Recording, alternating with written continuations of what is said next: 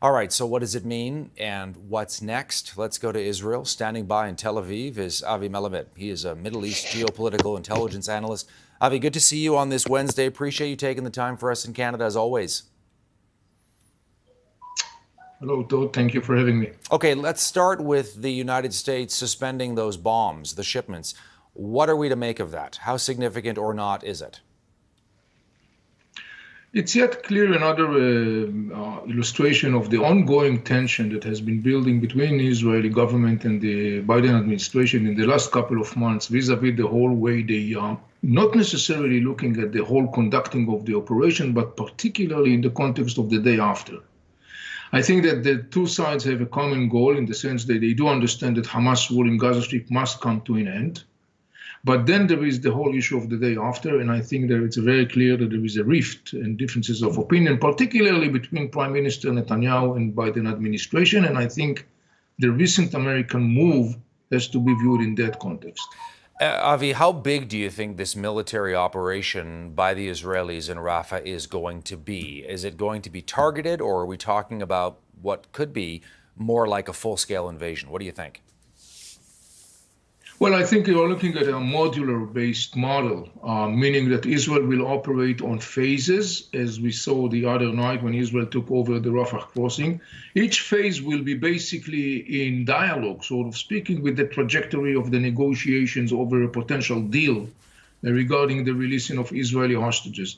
So we are not looking at something that was, roughly speaking, the model of shock and awe that was in the early stage of this war, but we are looking rather at something that is much more modularized, something that is being built based upon phases, and it's all the time in an eye contact with the whole trajectory of the discussion with Hamas vis-a-vis the issue of releasing the Israeli hostages. Yeah, and I want to get to the ceasefire talks in a moment, but can I ask you what you think the Israeli perspective is here? I mean, so many countries have said, do not go into Rafah. There's too many civilians there. You can't protect them. This is going to be a total disaster. The United States has also had a lot of concerns publicly and no doubt even more privately about not going into Rafah, and the Israelis have done it and are doing it regardless.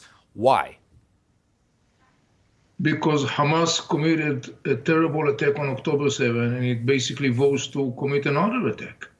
Look, we have an ISIS-style entity next to Israel's neck, and that ISIS-style entity basically says we're going to do again what we did before.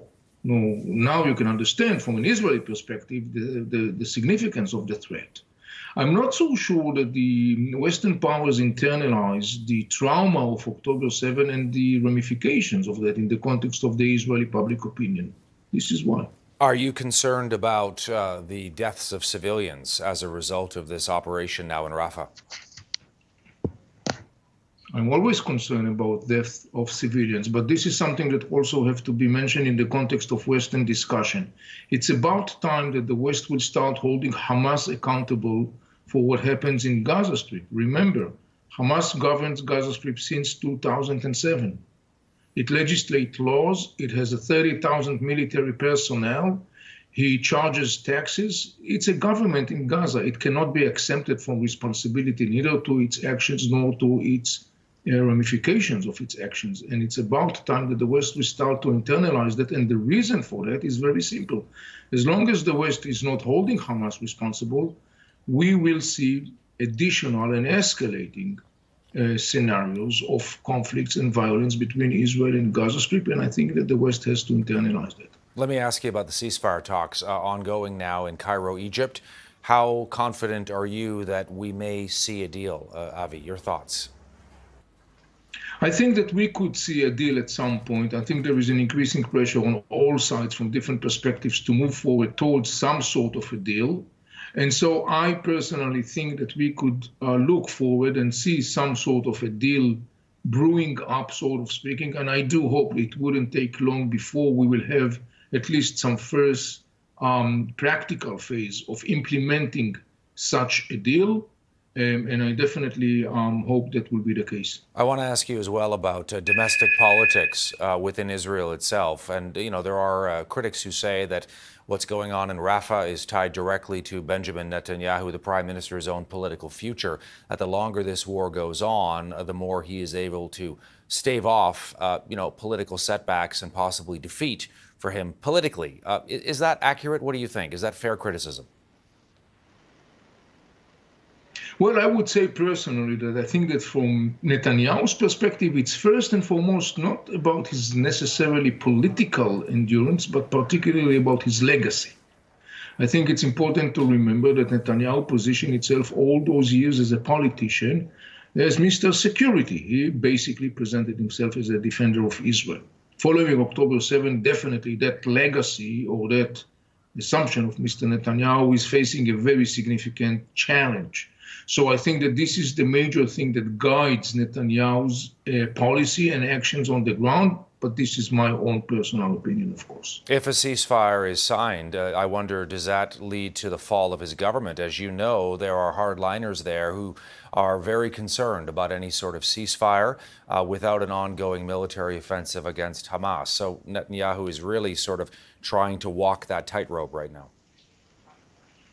Yes, and we know that the right-wing factors in Netanyahu's government, Ben-Gvir Smotrich, has been very clearly threatening that the government will not last one day if there is going to be an agreement that will basically translate it as an Israeli defeat. The question, of course, is whether they will translate that necessarily as defeat.